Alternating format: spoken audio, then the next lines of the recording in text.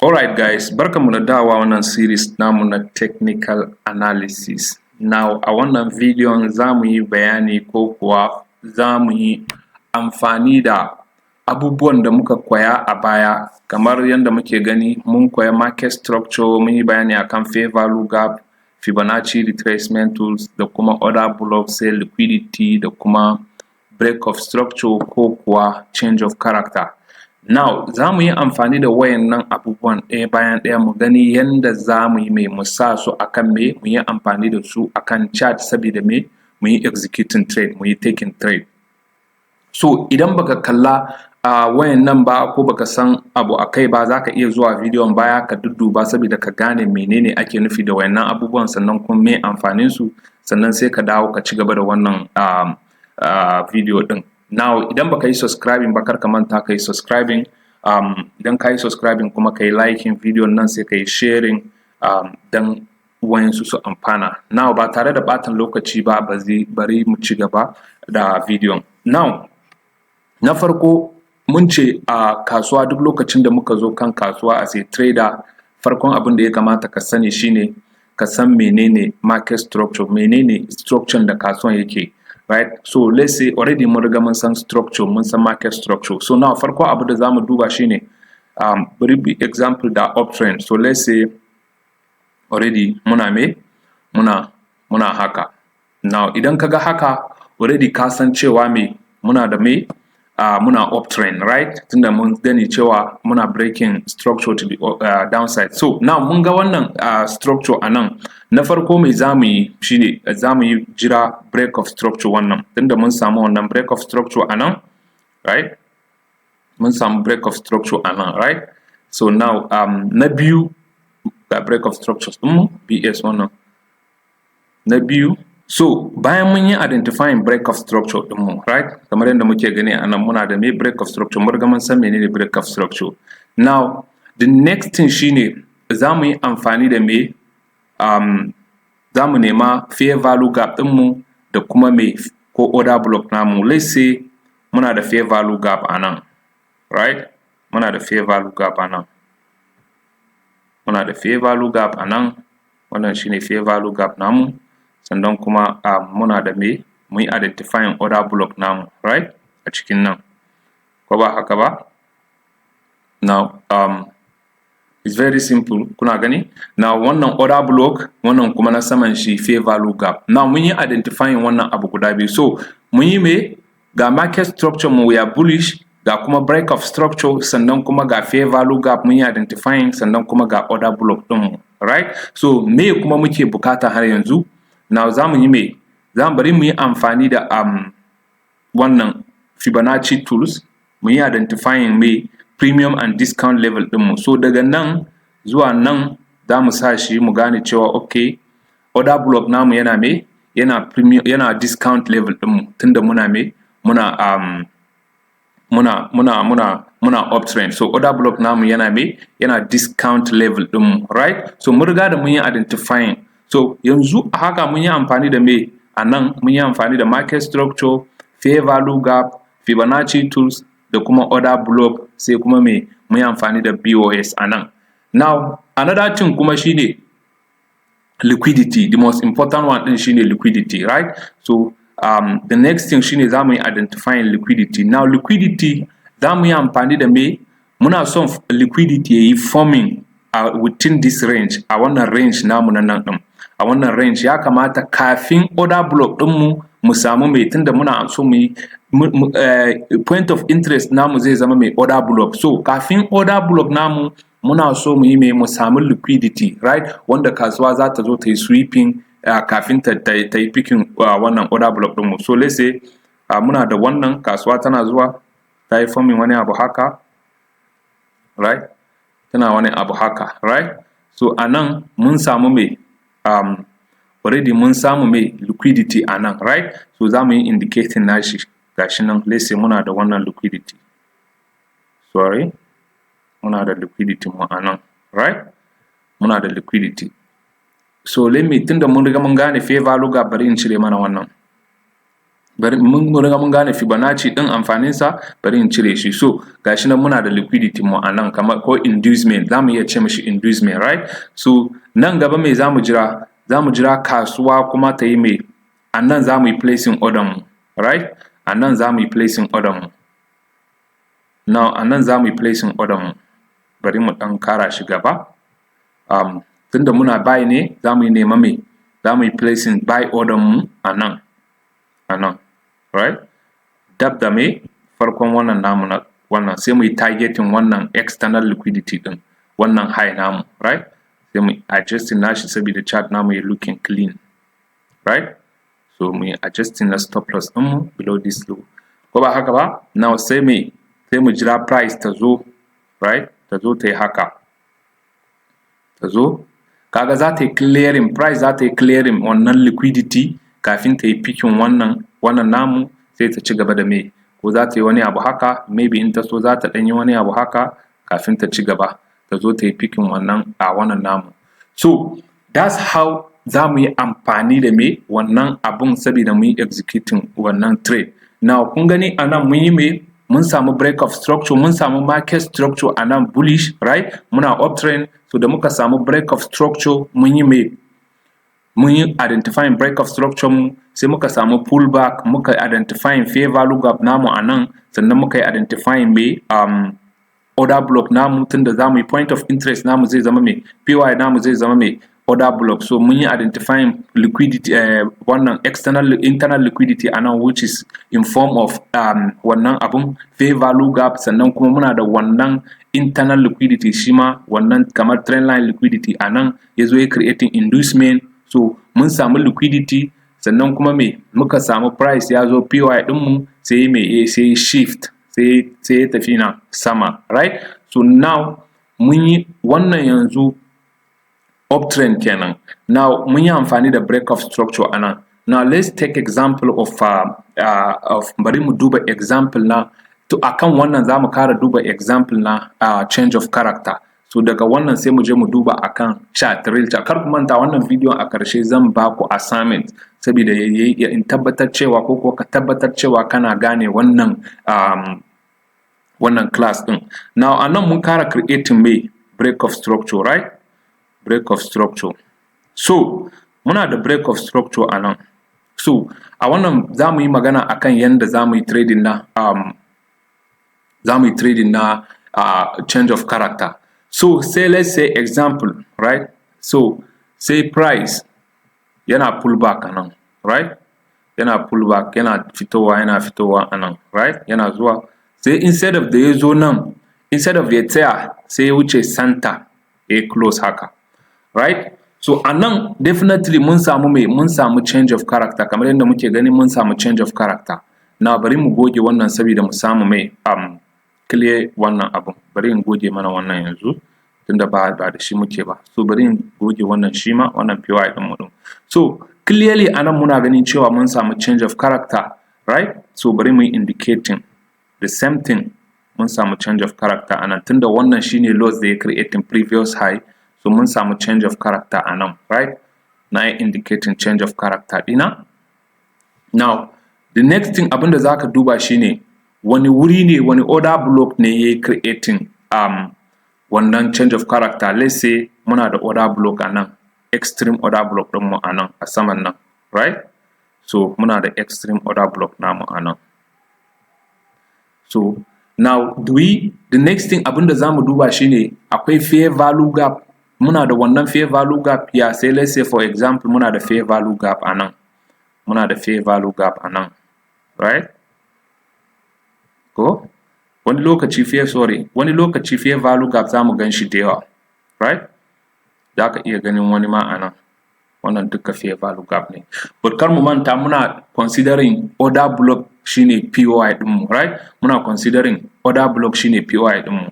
Now fair value gap kawai zai zama mana confluence ne, confluence ko kuwa liquidity, right? So now the next thing, tunda mun samu mai change of character, gashi nan mun samu structure namu, that means structure namu ya change mai character, so mun indicating. So now muna da me za mu nemi mun samu fair value gap, mun samu order blocks ɗinmu, right? The next thing shine za mu yi amfani, kana so za ka iya amfani da the same thing Fibonacci daga sama zuwa kasa, ka tabbatar cewa order block ɗinka yana cikin mai premium level, yana premium level ɗinka, right? In ka tabbatar order block ɗinka tunda kana so ka yi sell ne yana premium, so sai ka yi mai, sai ka goge shi, bamu da amfanin shi yanzu. So the next thing shine mai, za mu jira price ya dawo PY ɗinmu, amma ya yi mana forming liquidity. Now ga liquidity a nan, wannan ma liquidity ne yanzu a haka, wannan yanzu liquidity ne, wannan internal liquidity ne a nan, right?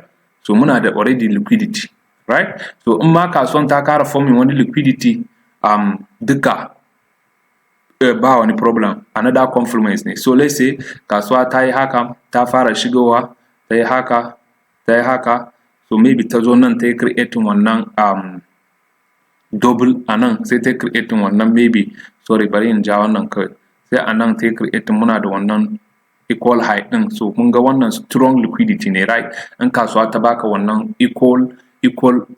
equal highs a nan, strong liquidity ne. So the next thing abinda za ka jira shine short position tool naka a nan, sai ka sa shi, right? Sai mu sa shi mu jira. Now depends on yanayin da, in kana so ka yi confirmatory entry ne to za ka iya jiran shi in ka samu change of character a lower time frame, right? So now sai mu jira shi, mun indicate me mun samu liquidity a nan. The next thing sai mu yi me, sai mu jira price ta zo PY ɗinmu, order block namu kenan, sai mu jira me, right? Price ta ci gaba da me, ta zo ta yi me, hitting take profit ɗinmu. Now shine yadda za ka yi amfani da wayannan abubuwan saboda ka yi me, ka yi executing trade ɗinka, kamar yadda kuke gani a nan, right? Kamar yadda muke gani. Now mun yi samu me a wannan change of character, example namu da change of character ɗin, mun samu me da me, mun samu market structure, gashi nan mun samu change of character, ya nuna mana me cewa structure namu yanzu is bearish, sannan mun samu fair value gap, sannan kuma mun samu me, mun yi amfani da Fibonacci tools, mun gane premium and discount level ɗinmu, sannan mun yi amfani da order block as our point of interest, mun samu liquidity in form of internal liquidity in form of equal low da kuma equal high, tunda muna uptrend. So mun samu liquidity, sannan kuma mun samu mai change of character, gashi nan shine wannan, right? So mun yi taking trade ɗinmu. So this is how we take trade using wayannan abubuwan da, shine yadda muke taking trade da wayannan abubuwan da muka koya a videos na baya. Kar ka manta, idan baka kalla mai kyau ba ko baka gane ba, ka je ka kara dubawa. So na ba tare da ɓatan lokaci ba, bari mu je kan chart mu duba wayannan abubuwan da muka yi a nan ɗin exactly akan chart mu ga yadda suke. Ga mu nan akan chart na GBP USD. Now wannan replay ne, bari mu yi amfani da wayannan abubuwan saboda mu yi executing trade. Now bari mu fara. Now we can see clearly daga nan muna uptrend, like muna ganin kasuwan yanzu market structure mu, we are in uptrend, mun yi breaking structure a nan, right? To confirm that muna da break of structure a nan, right? For us to confirm cewa muna uptrend, ga wani break of structure ma a nan, right? Muna da wani break of structure a nan. Now muna uptrend, right? So bari mu play mu gani.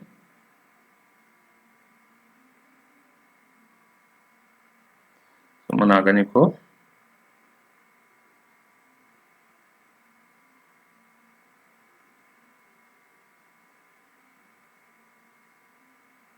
So gashi nan mun samu another break of structure. Mun samu another break of structure a nan. Mun gani ko? Mun samu another break of structure. Now take note, muna identifying me market structures ɗin very clear, right? Bari in ɗan pushin wannan saboda in buɗe mana mu gani mai kyau.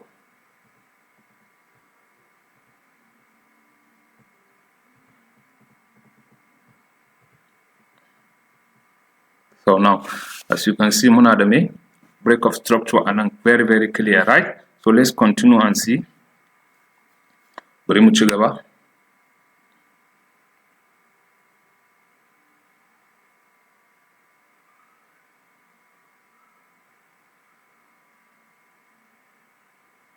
Bari mu ci gaba. mun ga inda kasuwa ya so ya kasuwa yana kai. Now anan mun samu change of character, right? Muna gani anan mun samu change of character anan. Mun samu change of character. So example namu na yanzu zai zama akan change of character ne. So mun samu change of character anan. Mun samu change of character, right? Muna da me? Sorry. Muna da break of structure anan, mun samu change of character anan, right? So now what next? Anan me ya kamata mu yi next? Me ya kamata mu yi next? Anan. Anan abin da ya kamata mu yi next shine anan yanzu zamu yi identifying fair value gap da kuma liquidity, sai mu jira market. Now farko da order block namu, farko ga order block ɗinmu da ya causing wannan change of character, mun yi identifying ɗin shi anan. To shine zai zama mana mai point of interest inda zamu shiga kasuwa. Bari mu yi adjusting mai kyau, right? Now the next thing kuma liquidity. Now we can see liquidity everywhere. Fair value gap, right? Bari mu yi identifying fair value gap. And nan ma akwai fair value gap idan mun duba, in mun san mun yi magana akan fair value gap. So muna da fair value gap anan, right? Bari mu yi indicating.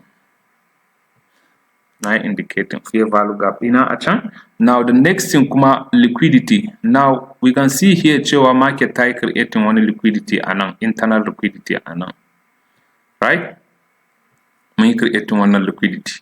So mun samu me market structure mu, mun samu that's change of character kenan, mun samu order block ɗinmu, sannan mun samu mai liquidity, sannan mun samu fair value gap. The next thing abinda za mu yi amfani da shi, to ba mu yi amfani da shi ba, shine wannan Fibonacci tools ɗinmu to identify premium. So mun gani now mun ga cewa wannan namu a Fibonacci tools ɗinmu ya yi indicating cewa order block namu suna premium level, right? So it's good to sell a can kenan.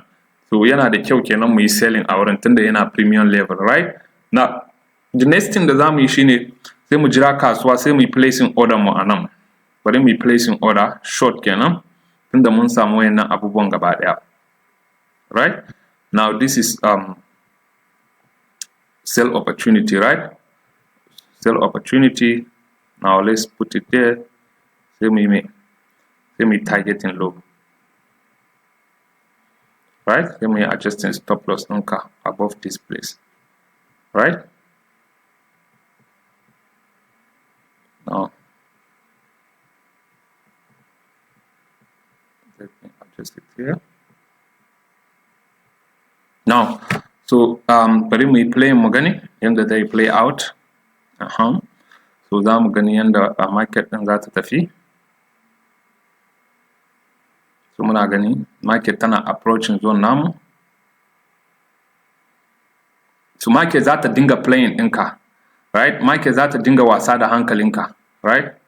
So ta kara forming wani liquidity. So liquidity mu nan ya zama in form of what? Bari mu expanding.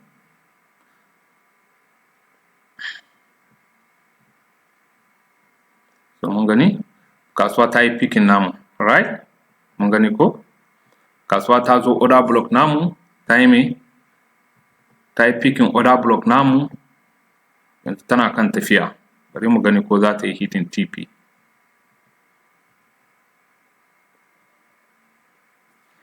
So mun gani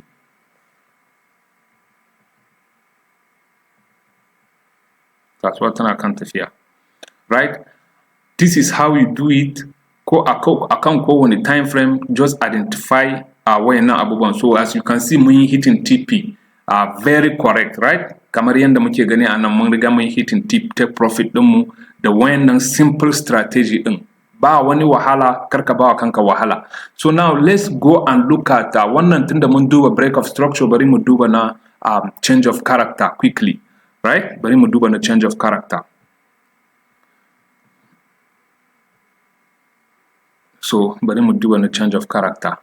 Sorry, wannan na change of character bari mu je mu duba na bari mu duba na break of structure. Bari mu je mu duba na break of structure sharp. Let's look at AUD.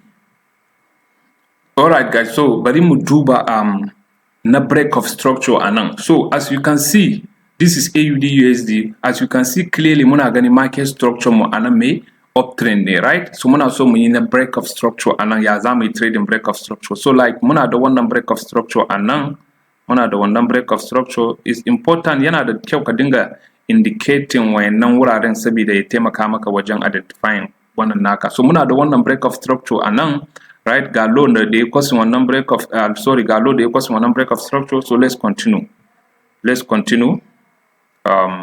Okay.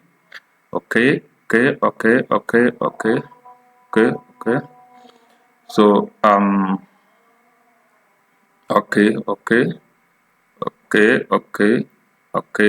so muna da me mun samu anan liquidity sweep anan, mun samu liquidity sweep anan, abinda ake kira da liquidity sweep din kenan, right? Muna da liquidity sweep. So another confirmation. So now mun samu another change of character, break of structure anan, right?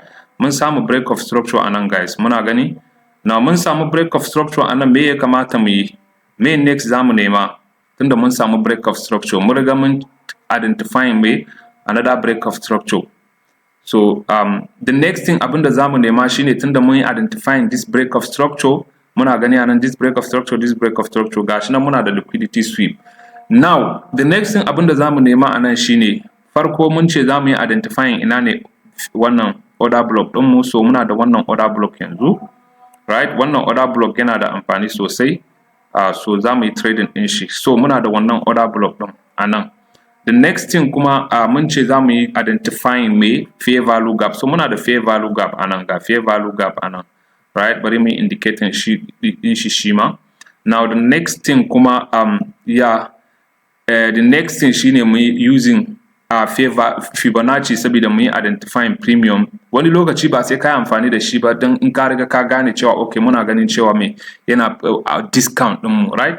Tunda muna buy ne, we want to buy at discount, muna so mu say in discount level ne. So mun identifying discount area mu, mun ga cewa order block namu da fair value gap namu suna wannan discount level din. So we are good to go. So now the next thing is identifying liquidity. So we can see that muna da liquidity anan, right? Muna da wannan liquidity ne, trend line liquidity anan gaba daya, internal liquidity. But then we want the market to form another liquidity. In ma ba ta yi forming ba, gashi nan muna da liquidity anan.